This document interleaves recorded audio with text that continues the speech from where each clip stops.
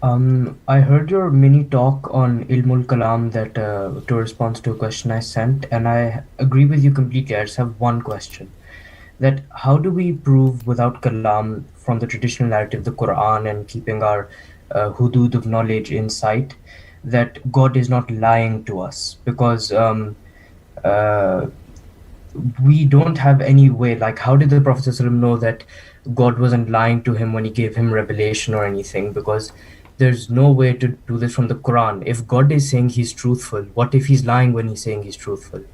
So how to solve this problem?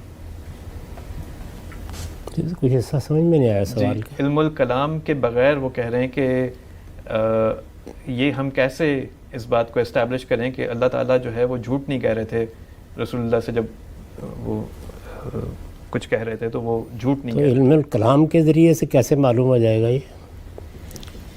बुनियादी सवाल ये है कि हम अल्लाह मियाँ पे कैसे बिलीव करें कि उनसे झूठ नहीं बोल रहे।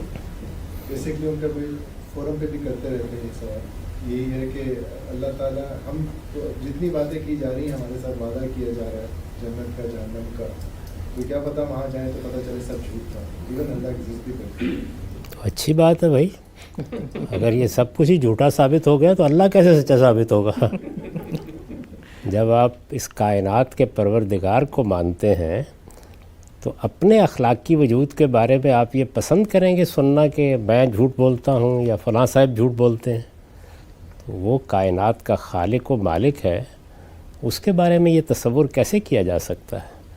ताहम अगर आपके ख़्याल में ये इम्कान अक़ली मौजूद है तो बस अल्लाह ताला से दुआ कीजिए कि सच्चाई निकले।